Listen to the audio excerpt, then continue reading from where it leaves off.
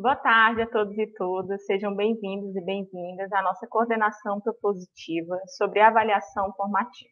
Nós estamos muito felizes com a presença não apenas dos nossos coordenadores e supervisores, mas também de todos os nossos professores e professoras. Eu gostaria de agradecer à CRESAM por viabilizar este momento e à Unieb e toda a sua equipe por construir essas ações formativas que nós estamos tendo ao longo desse ano. Eu gostaria de pedir desculpas pela falta de intérprete. Nós estamos com muitas demandas, infelizmente os nossos profissionais não estão conseguindo acompanhar todos os nossos processos. Mas eu já deixo aqui meu agradecimento em nome de toda a equipe, aos nossos parceiros e convido também quem puder atuar nessa parceria com a gente, as portas estão sempre abertas, tá bom? Então sintam-se convidados para esse momento, para poder atuar aí nessa interpretação com a gente. O nosso encontro, ele possui o objetivo de promover a formação continuada aos professores da rede de ensino do Distrito Federal. E esse momento, esses espaços de formação são espaços para nos fortalecer, compartilhar experiências e refletir sobre a nossa atuação pedagógica, sempre buscando melhorar, de certas formas, buscando nos empoderar de novas perspectivas. E antes de iniciarmos e falar um pouquinho sobre o nosso convidado e nosso parceiro de hoje, eu gostaria de chamar a Guiana, nossa chefe da Unieb, para dar as boas-vindas em nome de toda a nossa equipe. Guiana, passo a palavra para você. Uma boa tarde, Mariana. Boa tarde a todos e todas que receberam o nosso convite. A gente sabe que o ensino remoto nos proporcionou esses encontros de diversas regionais de ensino, de diversas, inclusive, cidades do Brasil, que têm recebido nossas formações e que têm participado conosco. A gente agradece cada profissional que aqui está. Daremos abertura ao nosso segundo semestre letivo de formação continuada com o professor Dr. Erisevelton, que é um prazer, um orgulho tê-lo como parceiro, como amigo, e a gente está nessa empreitada de mãos dadas, continuando a nossa ciranda da educação, acreditando que mais do que nunca a avaliação é um tema diariamente presente nos nossos planejamentos, nas nossas atividades, e é ela quem vai consolidar todo esse trabalho que nós estamos desenvolvendo para termos um fim de ano com sucesso e tranquilidade. Muito obrigada, uma boa formação a todos e todas, que seja uma tarde profícua, eficiente, eficaz para o nosso trabalho. Mariana, é com você. Obrigada, Guiana. Como a Guiana colocou, o nosso parceiro hoje é o professor Eri, muito conhecido e querido na nossa rede. E essa ponte ela foi possível porque ela foi construída pela professora Graça, que atualmente está de licença. Como muitos dos nossos servidores, nós não estamos passando por momentos fáceis, Nós estamos vivendo um tempo muito difícil e esperamos superar juntos e juntas. Mas, de qualquer forma, eu deixo aqui o agradecimento em nome de toda a equipe e um abraço especial, com muito carinho para a nossa Graça, que nos oportunizou construir esse momento. E antes de chamar o nosso parceiro de hoje, o professor Eri, eu gostaria de falar um pouquinho sobre a sua formação. Ele é pedagogo, doutor em educação com ênfase em avaliação pela Universidade de Brasília, mestre em educação na área de políticas e administração educacional pela Universidade Católica de Brasília, especialista em administração educacional pela UNB. O professor Erisevelton é docente da Secretaria de Educação e atua no momento como gestor escolar. Eu vou passar então a palavra para o professor Eri e dizer que durante a fala dele, vocês podem ficar à vontade para enviar mensagens, perguntas no chat, e ao final nós vamos abrir para essas perguntas, ok? Professor Eri, seja bem-vindo. Ok, Mariana. Muito obrigado à Coordenação Regional de Ensino de Samambaia pelo convite. Primeiramente, o contato da querida Graça, que desejo que esteja melhor, e a essa regional querida, que já fiz parte há alguns anos e tenho enorme alegria de falar da minha trajetória, ter passado também por Samambaia. Meu doutoramento também, eu fiz pesquisas em Samambaia, eu fiz uma etnografia. A gente não pode revelar a escola por questão de ética na pesquisa, mas foi uma pesquisa muito feliz. E eu, ao receber o convite de vocês, desde março a gente está tentando agendar esse momento, é interessante notar que esse tema da avaliação, ele tornou-se meio que efusivo com o término do primeiro bimestre, e de lá para cá a gente tem feito algumas considerações, algumas reflexões. Bem, pessoal, em primeiro lugar, eu queria dizer para vocês que não se preocupassem necessariamente com a avaliação. Nesse momento, a gente está vivendo um fenômeno que não tínhamos jamais em toda a história da educação e da civilidade, a gente tinha imaginado passar por esse momento.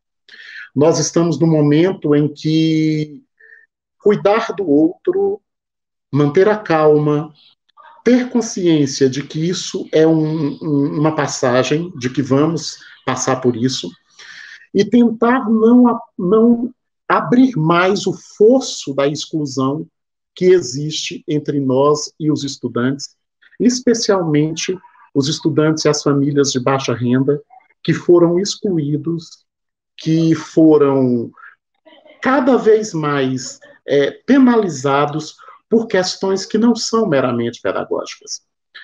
Nós entendemos com essa pandemia, mais uma vez, que nem todo problema educacional é pedagógico. As condições materiais mínimas de acesso, de garantia desse acesso, como hoje um computador, um smartphone, um tablet, um notebook e uma internet, isso tem revelado um dos problemas mais graves do que necessariamente aqueles nossos discursos sobre as dificuldades dos alunos aprender. Essa pandemia serviu para mostrar a todos nós que muitos dos mitos aos quais nos apegávamos caíram por terra. Primeiro, que nem todo mundo tem acesso à internet. Segundo, que mesmo com acesso à internet, nem toda a internet é suficiente para acompanhar um trabalho como esse que estamos fazendo.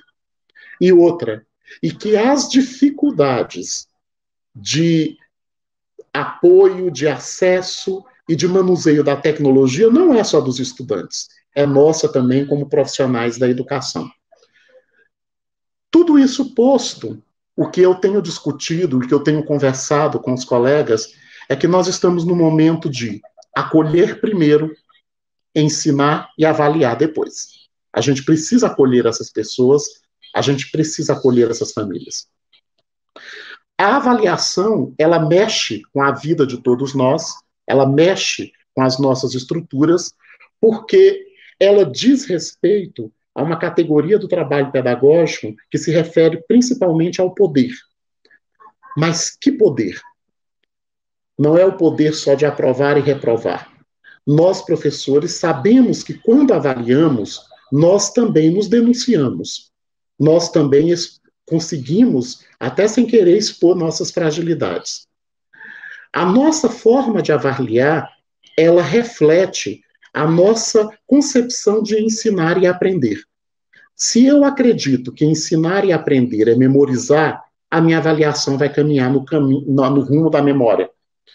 Se eu acredito que avaliar e aprender significa analisar, compreender, criticar, inferir, discorrer, descrever, a minha avaliação vai caminhar nesse sentido. Sendo assim, o nosso momento, mais do que se preocupar com a avaliação, nós estamos sendo colocados em questão também sobre a nossa forma de ensinar. Hoje, nós nos preocupamos com o aluno que está na plataforma, mas não responde. Nós nos preocupamos com o aluno que não está na plataforma e também não responde, porque não conseguimos via WhatsApp, via atividade impressa. Nós temos o aluno que está por meio de atividade impressa e que a gente tem dúvidas sérias se realmente são eles que estão fazendo essas atividades, e isso tudo implica nessa nossa angústia avaliativa. De qualquer forma, a gente precisa revisitar um pouquinho os manuais da didática, nos quais muitos de nós nos tornamos professores, e lembrar do contrato didático. Nós precisamos, quando suspeitar que essas atividades, que essas tarefas não estão sendo feitas por nossos alunos, nós precisamos conversar no particular, no privado, com esse aluno, com a família dele, para que ele nos ajude, não se enganando, porque nos enganar não vai levar a nada, até porque a gente não vai perder muito com esse engano. Agora, as próprias famílias e os estudantes, sim. Agora, muitos têm feito isso, não é por maldade ou má fé, é medo. Medo de reprovar, medo de ser esquecido, medo de ser punido. E quanto mais eu tenho medo do meu avaliador ou da avaliação, mais estratégias de burlar a ambos eu procuro. E não é isso que nós queremos. A nossa rede trabalha com uma avaliação formativa. Alguns colegas ainda não compreendem que a avaliação formativa não é avaliar comportamento, participação, se o caderno está limpo. Não é isso. A avaliação formativa é uma concepção e uma função da avaliação. E como concepção, ela tem como principal objeto garantir as aprendizagens. Mas não é uma aprendizagem verticalizada. É uma aprendizagem horizontalizada, em que, em diálogo com o meu aluno, eu vou construindo com ele os caminhos, apontando os fracassos, as fragilidades e corrigindo no processo. Falar isso para a educação infantil, escola classe é fácil. Para o CEF já não é mais, para o SEM já não é mais. Porque quanto mais alunos, mais difícil se torna uma avaliação formativa, o que não quer dizer impossível. Nesse momento, mais do que nunca, nós precisamos fazer acordos didáticos, nós precisamos esclarecer critérios, indicadores claros que a gente quer que esse aluno percorra, que ele desenvolva. A avaliação formativa não é um jogo de gato e rato em que eu faço armadilhas para meu aluno cair. Avaliar assim não é avaliar para a aprendizagem, como fala a nossa querida professora Benigna Vilas Boas. Avaliar para a aprendizagem é fazer da avaliação um processo de ensino e de aprendizagem que garanta a aprendizagem. Só que nós estamos premidos por um momento absolutamente complicado, complexo, e cujas condições materiais e objetivas são fracas. A minha crítica, que continuo fazendo ao GBF, é que os esforços mobilizados para a garantia de internet, de busca ativa, são muito poucos, são frágeis, e muitos estão chegando quase que tardiamente. Nesse sentido, é que a avaliação formativa, que é um contrato didático ético entre avaliador e avaliado, ainda assim é mais necessária no virtual do que no presencial. Os nossos encontros, aqueles que estão fazendo via Meeting, estão de parabéns, porque não é fácil. Estamos alcançando parcela dessa comunidade escolar. A atividade impressa tem feito a gente alcançar outra parcela. Tem aluno que se comunica pelo WhatsApp, e o professor, por sua vez, tem dobrado seu tempo de trabalho, seu tempo de atenção, tornando sua casa um ambiente de trabalho que não foi para isso que nós nos preparamos. Porque conciliar a vida doméstica, os afazeres domésticos e a profissão não está fácil para os professores, mas também não está fácil para os nossos alunos. Eu escrevi um artigo hoje, uma reflexão, um artigo de opinião, depois eu vou socializar aí com a regional, que pode mandar para vocês, e eu quero dizer para vocês, com a extrema tranquilidade de um colega de vocês, que já tem quase 30 anos nessa casa, que mesmo quando saí da escola, que eu ocupei espaços fora da escola, não tirei meus pés da escola e nem minha cabeça da escola, é que nesse momento nós somos o único braço do Estado que continua se esforçando e chegando à maioria da população. Quando a saúde não chega, quando a segurança chega tardiamente, nós ainda somos o único braço do Estado que chega. Mesmo com a internet fraca, mesmo sem internet, mesmo com a atividade impressa, mesmo com o WhatsApp.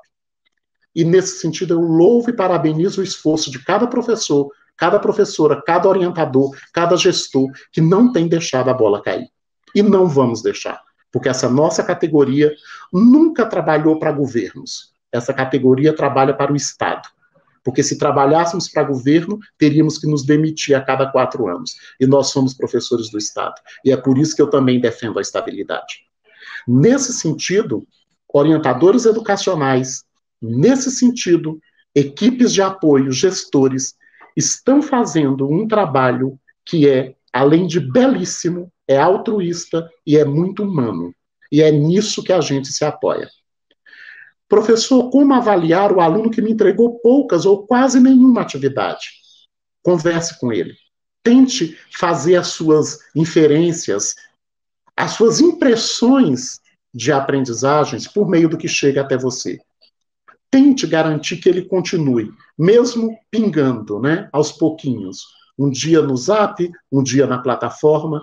Vamos diminuir um pouco a nossa expectativa e lembrar que, nesse momento, pais de famílias perderam o emprego, mães perderam o emprego, muitos estão vivendo o luto e a dor e a perda de uma pessoa em casa ou próximo de casa.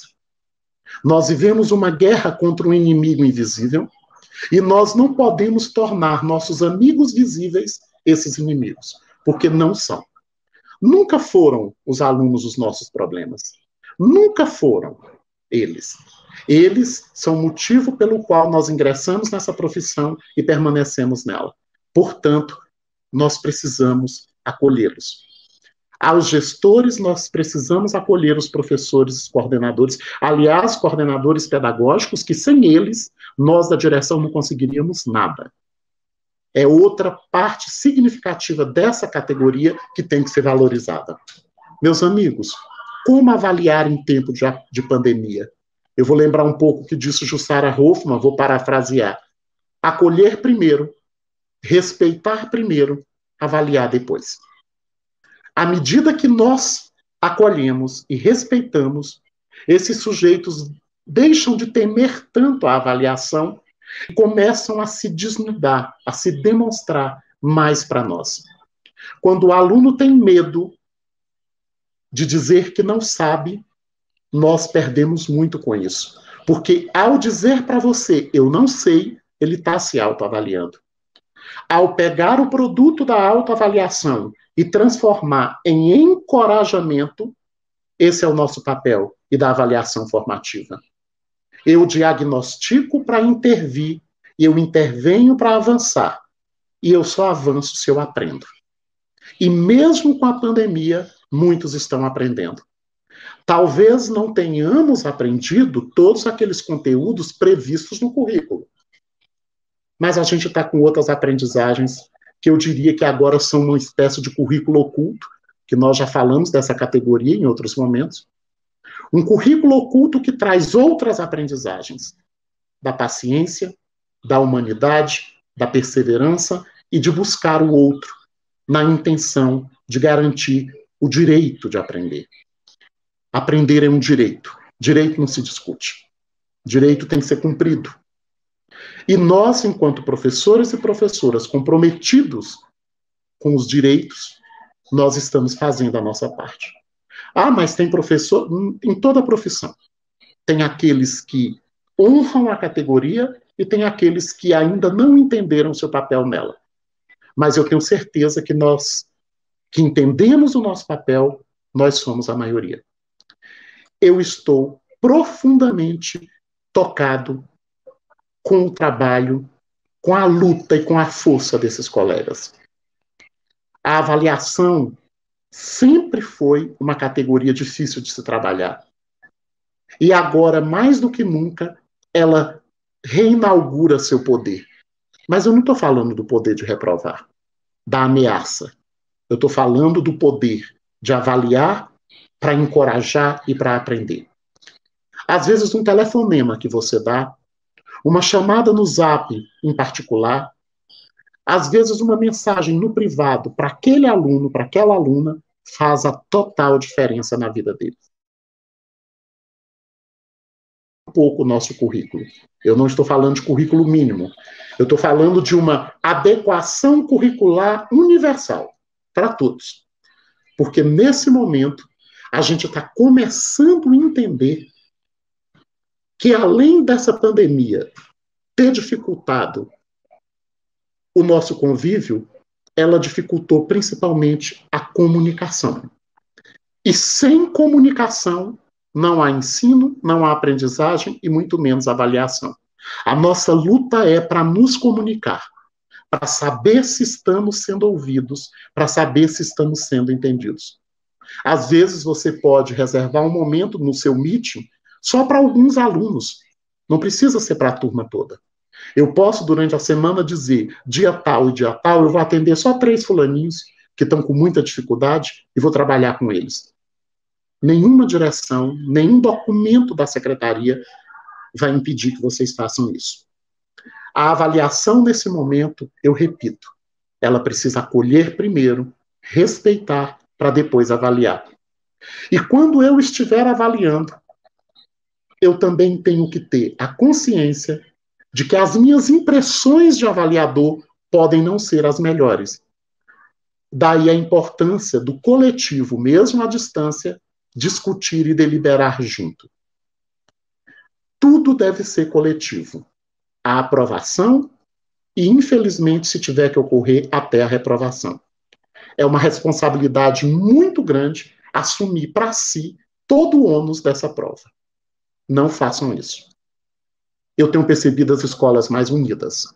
Sempre tem um ou outro no grupo que destoa, não tem problema, é humano isso. Mas a nossa união em torno de um projeto pedagógico adaptado, porque quem está trabalhando com o PPP de fevereiro está equivocado. O PPP que a gente tinha em fevereiro era para uma escola presencial e com todo mundo junto. Agora não. Agora a gente está tendo um outro momento. Agora se aquietem, se acalmem. Todo dia tem uma notícia nova. Um diz que vai ser promoção automática, o outro diz que não vai ter mais reprovação, outro diz que vão ser 2 anos em 1. Calma. Quem vai fazer isso somos nós na prática. O que os iluminados decidirem, burocraticamente algumas coisas vamos ter que cumprir. Mas na prática, se eu tiver que levar o conteúdo desse ano para o ano que vem, o nosso currículo permite isso. O nosso currículo é em espiral. Tanto é que o assunto água tem todos os anos. O que vai mudando é a profundidade do tratamento que eu vou dando a ele. Avaliar nesse momento é um voto de confiança. É um voto de confiança que eu preciso estabelecer com o meu aluno para que no ano que vem ninguém fique apontando o dedo para ninguém. Quando algum colega faz a pergunta para mim, quem foi o professor de fulano no ano passado? Eu digo, não sei, mesmo que eu saiba. Eu não quero que ninguém fique, no ano de 2021, perguntando quem foi o professor de fulano no ano de 2020. Quem foi o professor de fulano no ano de 2020? Foi a vida. A vida foi a professora mais dura que nós tivemos no ano de 2020. Então não vamos culpar nossos colegas, isso não é ético, isso não é bonito. E isso destrói o grupo, isso esfacela o grupo. As dificuldades que os professores e as professoras estão tendo em todos os lares. Portanto, vamos amenizar o poder da crítica. A avaliar, nesse momento, repito, é a necessidade de primeiro acolher. Porque se eu tangê-lo, se eu expulsá-lo, se ele se sentir mais ameaçado, mais dificuldade ainda eu vou ter que avaliar. A avaliação, ela tem uma construção teórica sobre ela. Nós temos textos, nós temos estudos, nós temos pesquisas. Nós temos um blog, que é o blog do GEPA, que é GEPA, G-E-P-A, GEPA Educacional, vocês podem pôr no Google.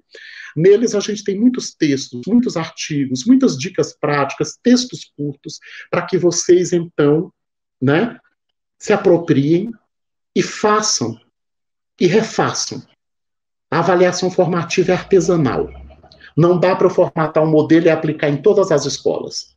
Ela parte da sensibilidade do professor, da professora, do olhar atento de um professor, de uma professora, de um especialista de um conteúdo, mas que entende, sobretudo, que entre o conteúdo, esse aluno, existem todos esses fatores de dificuldade e também de complexidade que nós estamos também sendo vítima. A avaliação formativa precisa da avaliação diagnóstica, via questionário, WhatsApp. Aqui na escola, as professoras têm feito muito teste da psicogênese no WhatsApp, coisa mais linda. O povo dedicado. Eu sempre digo, com todo respeito às outras escolas, a escola classe, e a gente tem algumas condições que nos ajudam, sim. As professoras e os professores conseguem um pouco mais do que nos CEFs e nos SEMs, repito, não por culpa dos professores dos CEFs e dos SEMs, por conta da quantidade de alunos que eles têm. E mesmo assim eu rogo a eles que dividam esses alunos em grupos por área. Não sou mais professor de História e Geografia, eu sou professor daquela área.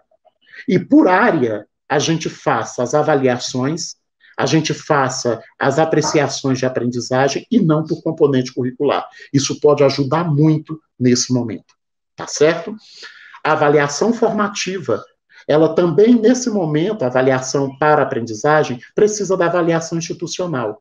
A avaliação institucional, ela pode ser praticada toda quarta-feira nas coletivas, nos conselhos de classe, quando a escola se autoavalia, quando o orientador faz parte, o nosso secretário tem feito parte das nossas coletivas, todos têm aprendido um pouco mais do pedagógico. Pessoal, receita pronta não tem.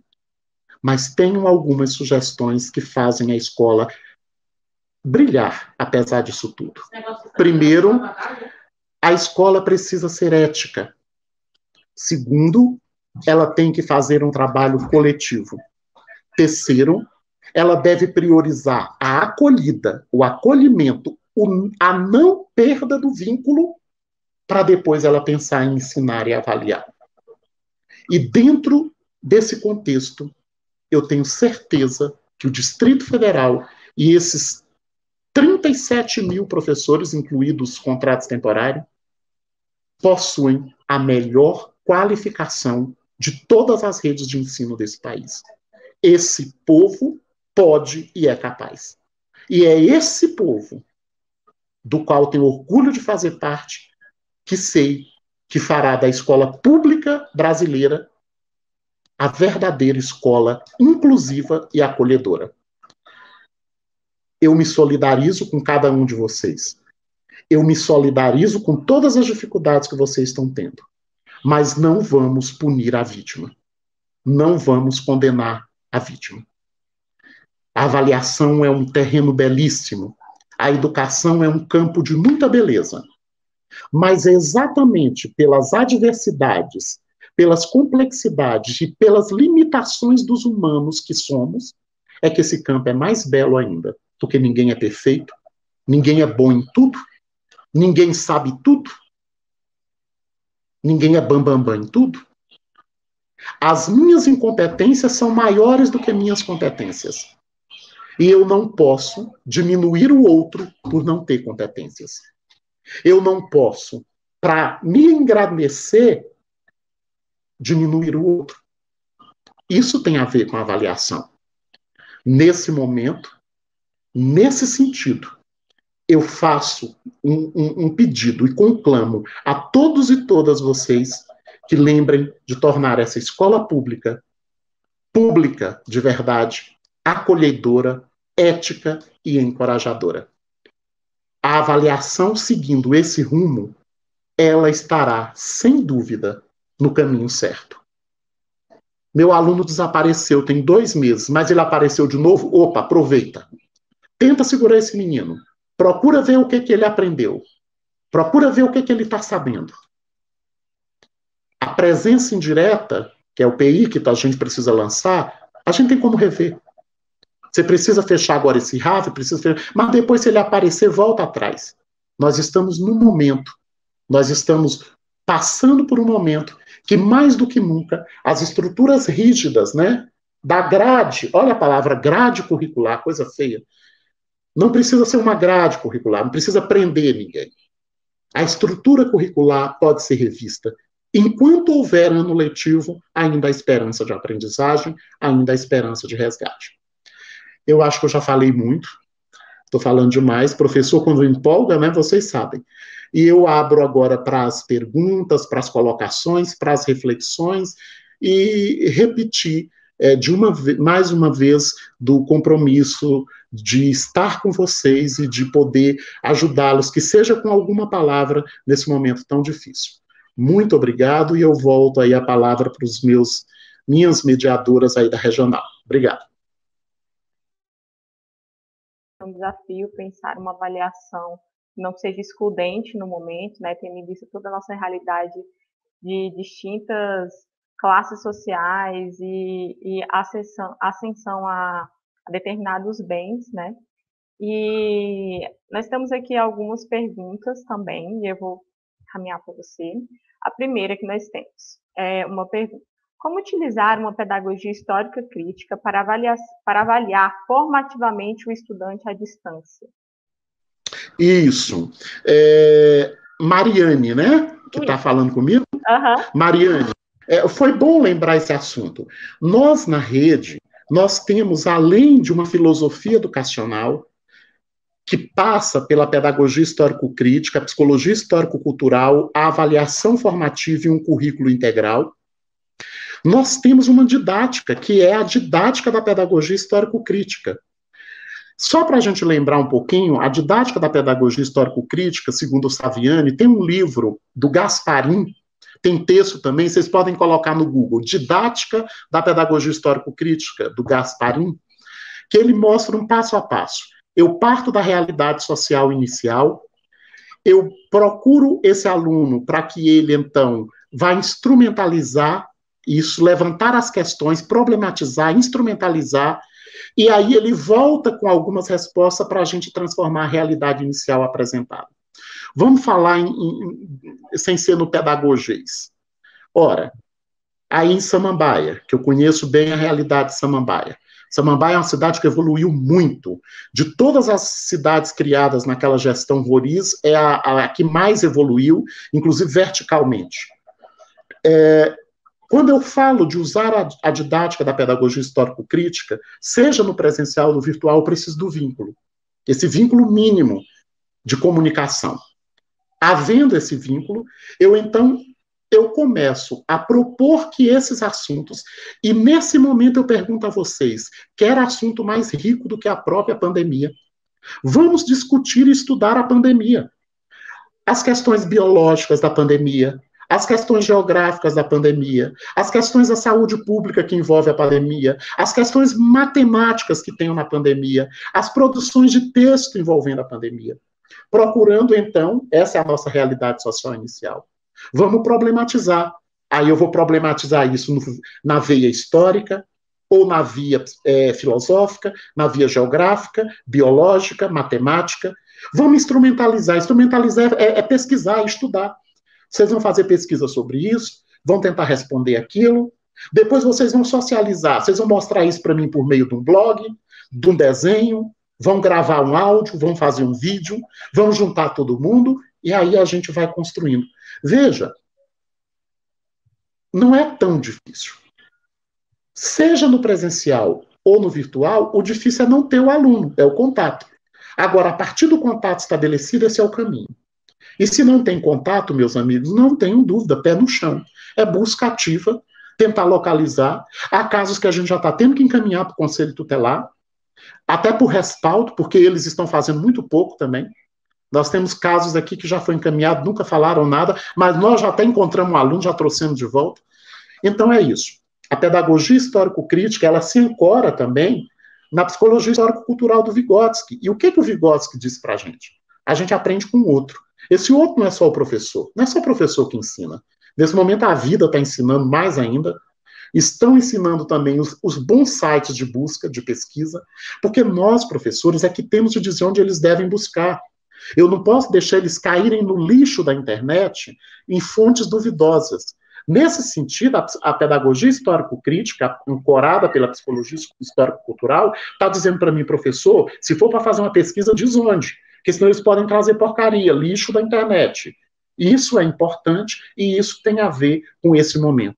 Então, trabalhar com projetos, com pesquisas, com investigações, com montagens de site, de blog, de atividade, da criatividade, podcast, que é uma coisa mais ou menos simples, que é gravar, né? Então, a gente pode recorrer a essas questões, tá certo?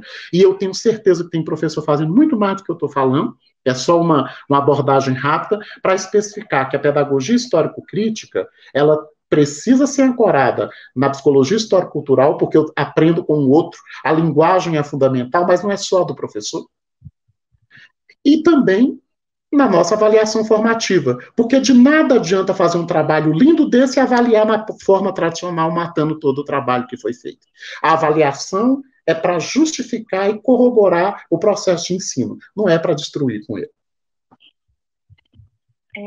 Muito obrigada. Mais do que nunca, né, é o momento da gente fortalecer a autonomia dos nossos estudantes e de mostrar para eles as possibilidades do conhecer, né?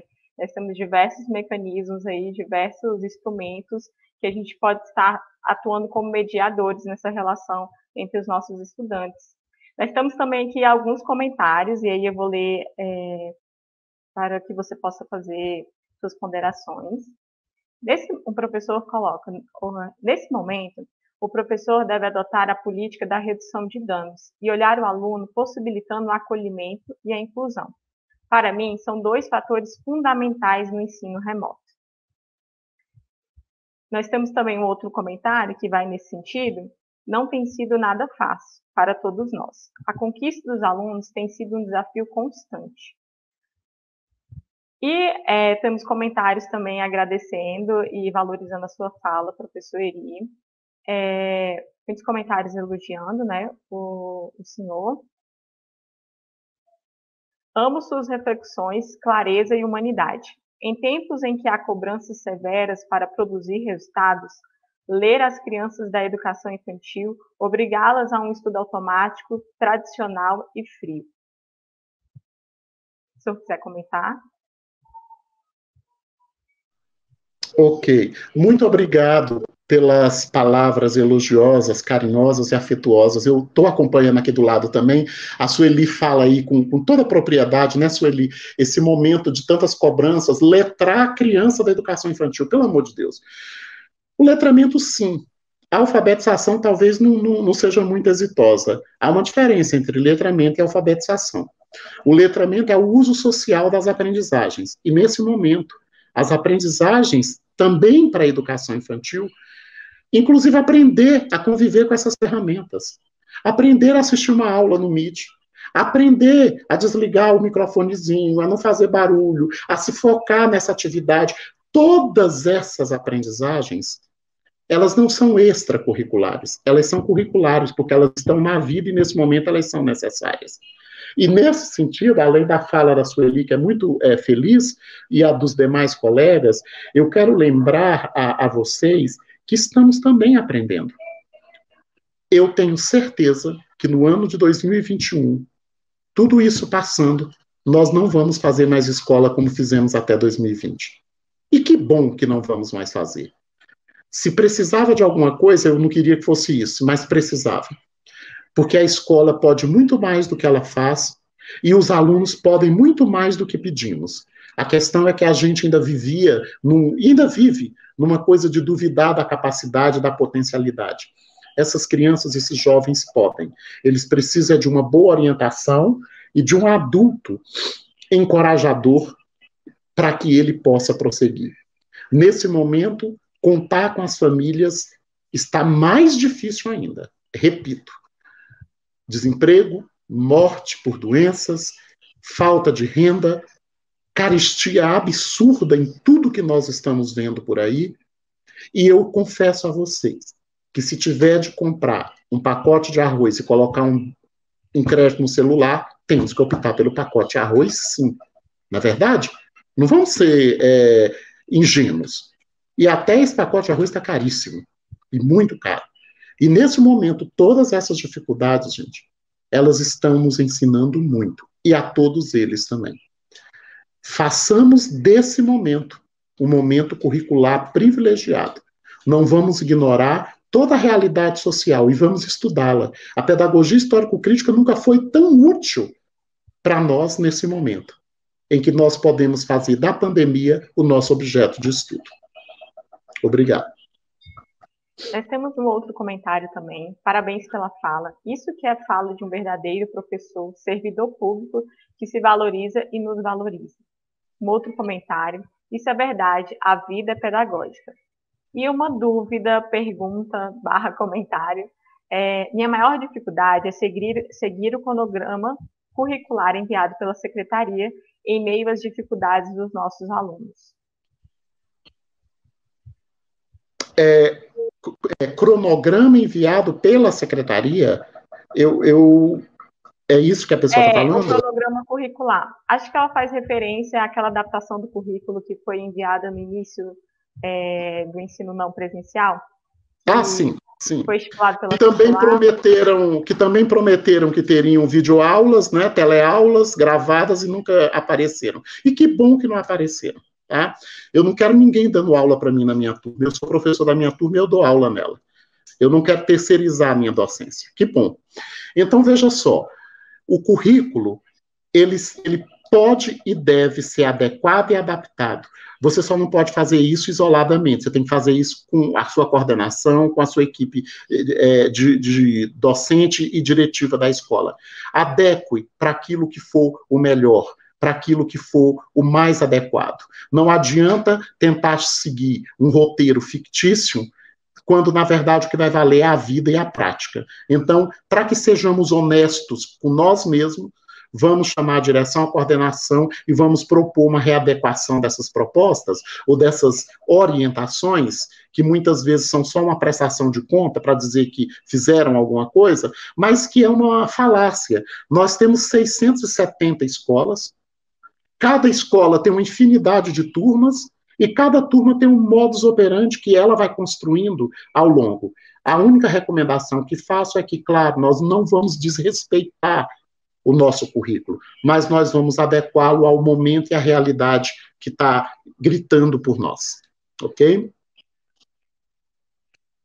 Ok, professor. Eu gostaria também de fazer uma pergunta. Sim. Durante as nossas reuniões da Unieb, a gente tem refletido bastante sobre a questão do projeto interventivo, né? O senhor poderia falar um pouco sobre se o projeto interventivo ele pode ser um processo de fortalecimento, por exemplo, dentro de uma avaliação formativa? Qual a sua perspectiva sobre o projeto interventivo na atual conjuntura, no nosso atual processo pedagógico? Uhum. Olha, primeiro a gente deve lembrar que pela SUBEB, nesse momento, não teria projeto interventivo nem reagrupamento. Inclusive, está escrito nos normativos. Então, vamos falar do projeto interventivo para além dessa norma, mas lembrando do projeto interventivo como uma estratégia do Bloco Inicial de Alfabetização, o BIA, que a gente, inclusive, quando trabalhei lá pela sede, a gente, inclusive, incentivou que isso fosse expandido para os quartos e quinto anos e em anos finais e para os demais. Pessoal, o projeto interventivo é mais do que um reforço, ele é muito mais do que um reforço. O projeto interventivo é fruto de uma avaliação diagnóstica, identificadas as dificuldades dos alunos, nós então vamos promover algumas estratégias didáticas para atuar exatamente nessa dificuldade. O projeto interventivo não é um projeto fixo, ele é um projeto que muda, inclusive que muda os alunos nele. Se meus alunos estão com a dificuldade em interpretação, a gente faz um projeto interventivo na área de interpretação, de escrita. Se a dificuldade é na área de fração, vamos fazer um projeto interventivo. Os alunos vão passando, melhorando, eles saem desse projeto, vem outro grupo de alunos. O erro de algumas escolas, e aí eu já vou chamar de erro, porque a gente já teve tempo de aprender, o projeto não pode ser fixo. O projeto só deve existir enquanto existir aquele grupo de aluno com dificuldade. Em seguida, eu tenho que passar para outros, porque muitas escolas, no desejo de garantir a permanência de alguns professores na escola, fazem projetos permanentes. Isso não é projeto interventivo. Projeto interventivo, ele é fluido, ele se movimenta ao longo do ano, vai e vem, e às vezes extingue e cria outro. Eu acredito que, nesse momento, O reagrupamento seria mais difícil, mas o projeto interventivo poderia sim, pode acontecer. Quando, por exemplo, eu posso determinar, trabalho num CEF, por exemplo, e eu tenho esse grupo com essa dificuldade de leitura e interpretação. Eu posso montar aulas no Meet só sobre leitura e interpretação, juntando alunos de todas as séries, de todos os anos. Não tem problema. O problema é o mesmo. Não é porque um é do 8º ano, do 7º ano, do que não. Na hora do projeto interventivo, mais ainda, eles não são do 5º, do 6º, do 7º. Não, eles são alunos com aquela dificuldade. O projeto interventivo é para trabalhar aquela dificuldade. Lança-se no diário tanto o professor que encaminhou, quanto o professor que recebeu o aluno, que é outra orientação que a gente tem também. Então, eu faço votos que, se não for com esse nome, dê o nome que vocês quiserem, que vocês consigam mapear as dificuldades dos alunos e tentar, já que nós estamos nesse momento que é possível, trabalhar com um grupo menor, considerando essas dificuldades. Eu não preciso fazer aula no Meeting todo dia com a mesma turma, com a turma toda. Eu posso reservar algumas horas ou algum dia desse Meeting para trabalhar com esses alunos com mais dificuldades e promover algumas intervenções. Ok? Muito obrigada pelas considerações. Nós temos aqui um outro comentário. Nesse momento, não podemos esquecer todas as dificuldades que os alunos têm enfrentado. Adequar e aceitar é o mais justo para um trabalho mais humano. E uma dúvida também. Como fazer com que a família se conscientize que a criança adolescente precisa desse momento? Olha, como eu disse, nesse momento, a gente precisa que todos se ajudem, que todos se abracem. Eu vi que tem uma colega que escreveu um comentário também sobre da realidade dura que ela está vivendo. Nós, da direção das escolas, nós temos o dever de filtrar algumas coisas que vêm da Secretaria de Educação e passar para o grupo com mais tranquilidade essas orientações. O RAV, por exemplo, o RDIA, tem sido uma angústia para muitos professores no meio disso tudo, um monte de formulário. Pessoal, a gente teve um prazo mais alargado para fazer, inclusive a possibilidade de juntar esses documentos, enfim.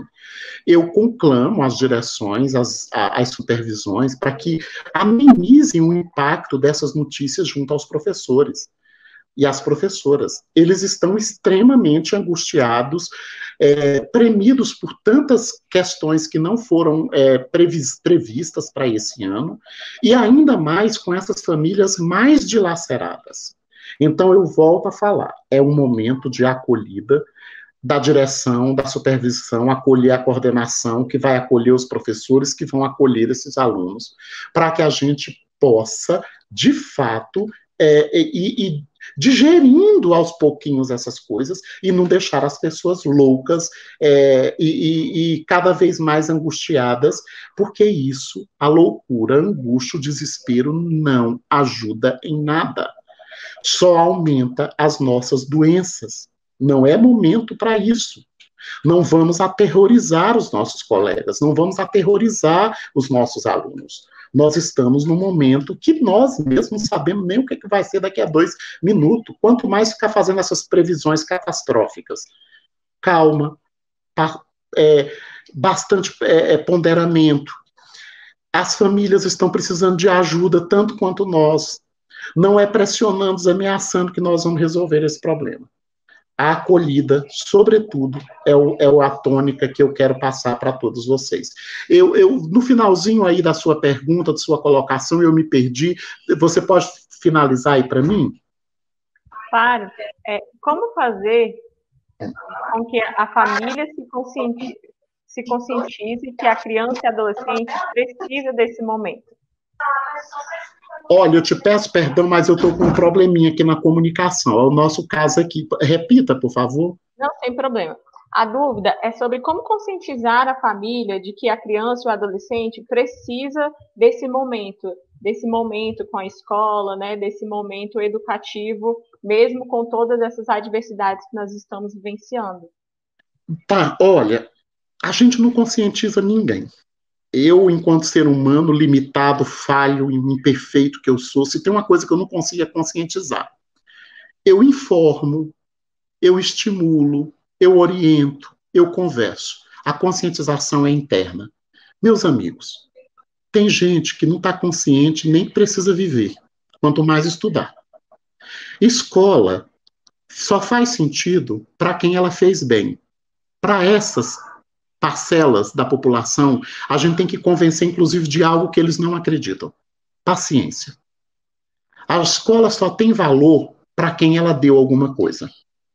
Eu e você, que com todas as dificuldades conseguimos nos formar, arrumar um emprego, a gente valoriza a escola.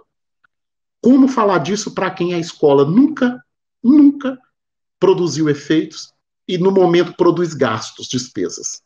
E aí, mais ainda, aumenta o distanciamento. Então, calma. Eu tenho uma pessoa muito querida da minha família que fez o ensino médio aos 40 anos de idade. Feliz, mostrou o certificado. E quando tinha 20, odiava a escola. Os tempos são diferentes. Não se angustiem, porque a gente não consegue inculcar em todos e, ao mesmo tempo, as mesmas questões. Paciência. Mas vamos pensar na palavra paz e ciência. E junta as duas.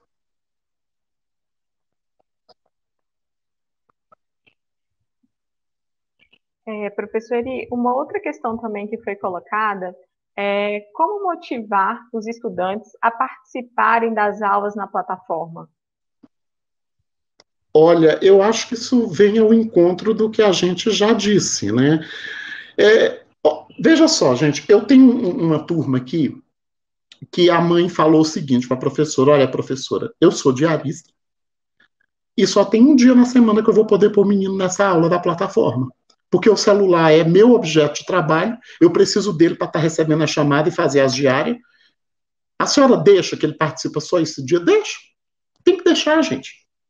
Não está no momento da gente excluir ninguém, não. Deixa sim. E ela deixou. Está sendo legal. Ela falou, está sendo um dos que mais está presente e participa. Então, é a sensibilidade. É o nosso pé no chão. A nossa paciência. Esse ano, sinceramente, eu não estou preocupado com aprovação nem reprovação. Acho até que realmente nem deveria haver reprovação. A gente tem que pensar numa outra estratégia para garantir as aprendizagens. O que a gente não pode é deixar de acreditar e de fazer o nosso bom trabalho, como muitos estão fazendo, apesar da pandemia, apesar de não estar chegando a todos. As aulas estão sendo gravadas, deixa lá, porque aí ele pode acessar depois. Aquele que quer também busca. A gente estimula, a gente orienta. É isso que eu penso, Mariana. Perfeito, professor. Uma outra questão também aqui que nós temos foi: olá, professor Eri. Já foi comercializado nas escolas a possibilidade de recuperação dos conteúdos. Qual a sua opinião acerca desse assunto? A palavra recuperação, ela é uma estratégia da avaliação somativa. Eu só recupero aquilo que eu tive um dia. Ó, esse óculos eu perdi ontem, recuperei, eu achei ele. Eu não recupero o que eu não tive. Então, a gente não pode falar em recuperação da aprendizagem, tem que falar em garantia das aprendizagens. Sinceramente, nós, principalmente, escola, classe, centro de ensino fundamental, anos finais, nós temos blocos. O BIA são 3 anos, depois nós temos o bloco de 2 anos, quarto e quinto ano, depois nós temos o primeiro bloco do outro ciclo. Gente, os nossos conteúdos estão organizados minimamente para ser trabalhado em 2 anos. Esse ano, o que não deu, o que ficou para trás, nós vamos ter que fazer o ano que vem. Ah, vai ser mais? Vai sim, vai ser difícil. Vai ser difícil. Mas não vai ser impossível, não. A gente ainda está acreditando na relação cardápio de conteúdo e não área de estudo. A área de estudo é muito mais que aquele roteiro de conteúdo.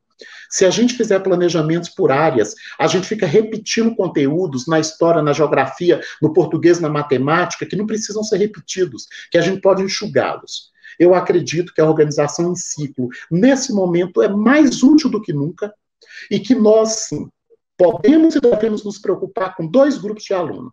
Os do terceiro ano, que não estarão mais conosco o ano que vem. Eu acho, inclusive, que tinha que garantir uma carga horária mínima para os professores fazerem projetos para a comunidade escolar, para acolher os alunos do terceiro ano, que o ano que vem não estarão mais na rede.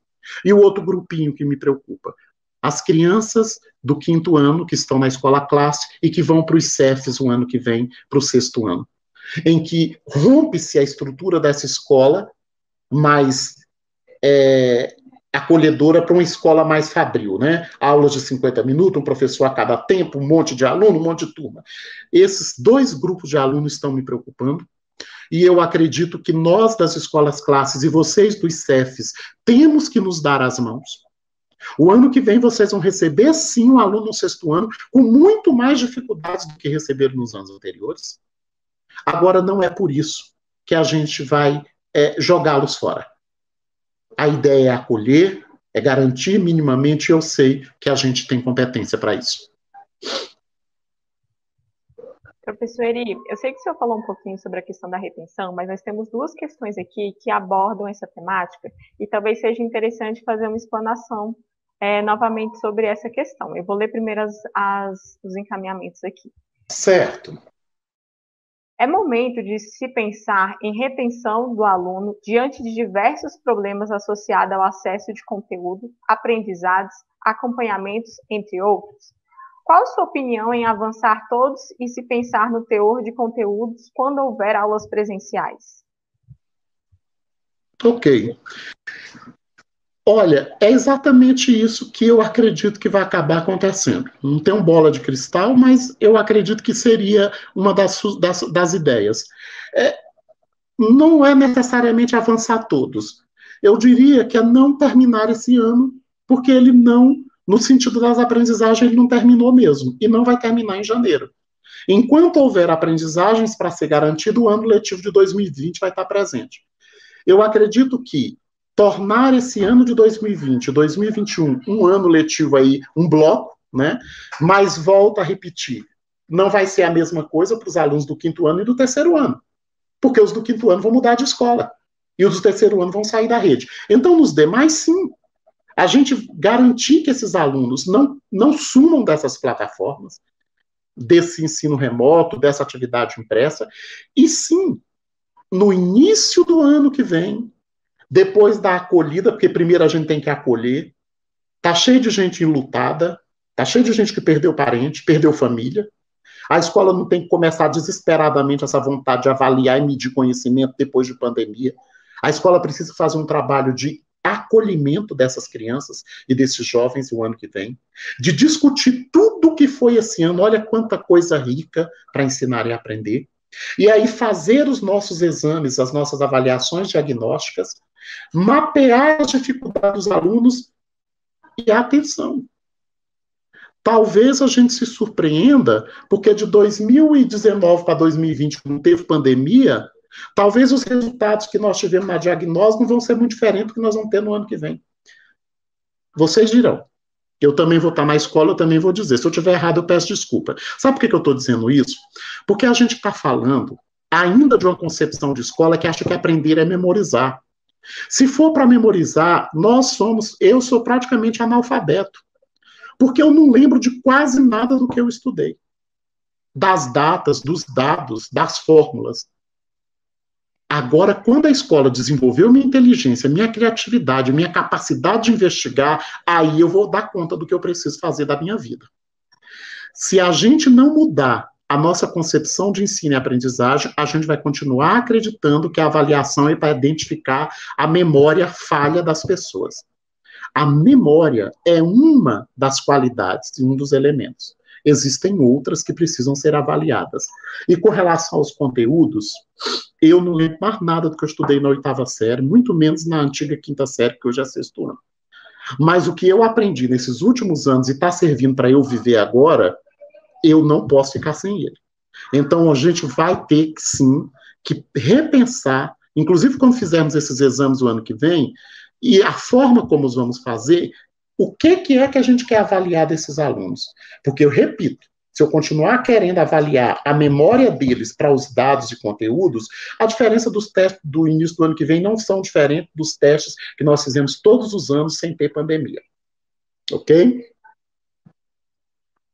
Professor, nós temos também aqui uma solicitação, um pedido, na verdade, que, se possível, você falasse um pouquinho sobre a avaliação direcionada para o ensino médio.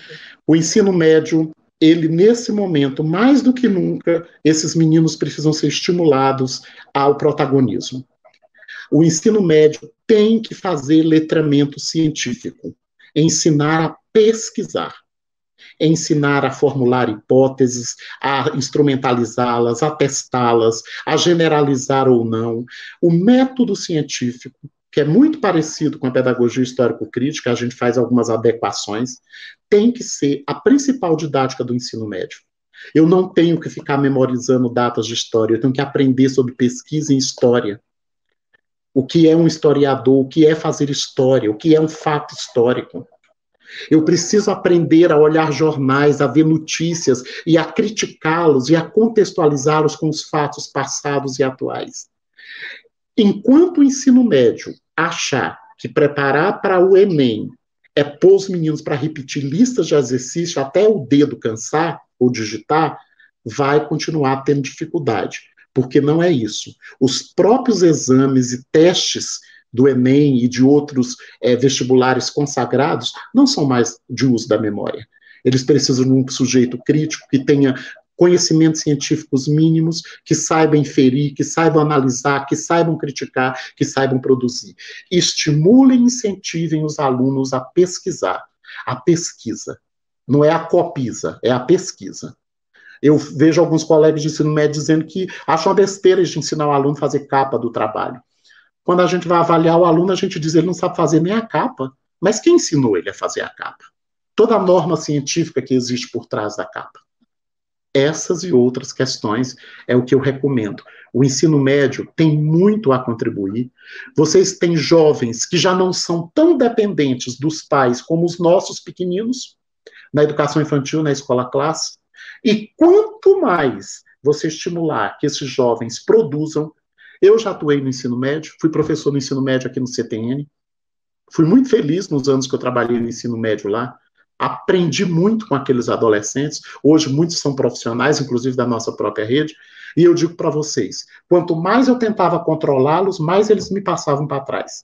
Quanto mais eu acreditava neles, estimulava e dava responsabilidade para eles, mais eles me surpreendiam. Professor, uma última pergunta para a gente encerrar nosso momento tão valioso. Obrigado. Professor, qual a sua opinião sobre colocar pautas para os alunos que não estão participando na plataforma e nem nas atividades impressas? Bem, nós falamos sobre isso no início. O aluno que não está na plataforma, não está na atividade impressa, não está no WhatsApp, é busca ativa. Busca ativa, a Secretaria de Educação está deixando a desejar. No meu entendimento, deveria ter feito uma parceria com o Serviço Social, com a Secretaria de Serviço Social e com outros órgãos, inclusive rever a questão do educador social voluntário e trazê-los para isso, nesse momento. Essa é uma sugestão que eu estou dando desde as primeiras lives que faço, porque não é, gente, não é papel do professor e da professora que estão em isolamento, pegar seu carro e sair por aí, como muitos estão fazendo. Aqui na direção se faz, a orientadora, os professores a gente está pedindo que não, que por favor, não é papel do professor saindo para fazer busca ativa. E nesse caso, o professor tem o dever de dizer quem está fora do processo para que a direção e outros setores se movimentem. Não é papel do professor sair de casa para fazer busca ativa. Mesmo assim, tem professor que está sendo mais do que devia. E muitos usam o telefone, o WhatsApp, busca, faz de tudo. Tá? Então, aluno que não está na plataforma, que não tem como, não está na plataforma, não está no WhatsApp, não tem atividade impressa, se for raro eu vou escrever que esse aluno, o último contato que teve foi esse, que ele agora está sendo alvo de busca ativa. Ponto. A gente não pode mentir, não tem que mentir, não tem que omitir. Né? É porque a gente vem de uma herança cultural tão cruel que a gente morre de medo de escrever as coisas que estão acontecendo. Olha, se for a verdade eu escrevo, assino e ainda reconheço firma. Ninguém vai ser condenado por dizer a verdade. E nesse momento é uma ilusão ficar dizendo, professor, usa criatividade. Que criatividade? Ele não está na plataforma, ele não está no WhatsApp. Ele não está pegando atividade impressa, já extrapolou os limites desse professor e dessa professora. Aí são outros órgãos, outros setores que têm que ir atrás desse menino, porque eu não consigo avaliar com quem eu não tenho contato. Né? Mas não estou dizendo que isso não está sendo feito. Eu estou dizendo que isso, no meu entendimento, não é papel do professor e da professora. Eles já estão lá com as atribuições imensas deles. Ok? Ok, professor, nós vamos então caminhando para o encerramento. Eu agradeço aqui pela parceria, pelo compartilhamento, agradeço também pela presença de outros professores e professoras, não só da Regional de Samambaia, mas de outras regionais também. Muito obrigada aí por estarem conosco nessa parceria, tá? E nós vamos seguindo juntos, né? Todos e todas, se cuidem também, professor Eri, as nossas portas estão abertas para receber o senhor sempre que se disponibilizar, sempre que puder também, ok? Ok. Muito obrigado, saúde e paz a todos, que a gente se fortaleça nessa caminhada. Vamos, mesmo que virtualmente, nos dar as mãos, vamos nos ajudar. E lembrem-se, nós somos professores do Estado, nós temos um compromisso de carreira, e nosso compromisso é ético e constitucional para além de governos. E a gente está fazendo o que pode, o que não pode, vai continuar fazendo. Não aceitem que terceirizem a docência, e não é dever dos pais ensinar, é acompanhar. Porque nós não podemos cobrar que uma população que mais da metade não tem sequer o ensino fundamental, que dê conta agora da docência. Mas eles têm o dever de acompanhar, de orientar, de estimular e de garantir as suas condições mínimas. Nós sabemos também que, nesse momento, até elas estão difíceis, porque o desemprego, a renda, a carestia está aí assolando a todos, e isso tem impactado, sim, na qualidade das aprendizagens de todos, inclusive nossas. Sim, vamos caminhando e nos fortalecendo enquanto grupo, né? Se cuidem. Gratidão, viu, professor Eri, pela presença, pelas palavras aí. E boa tarde a todos e todas. Ok. Fiquem com Deus. Boa tarde. Tchau.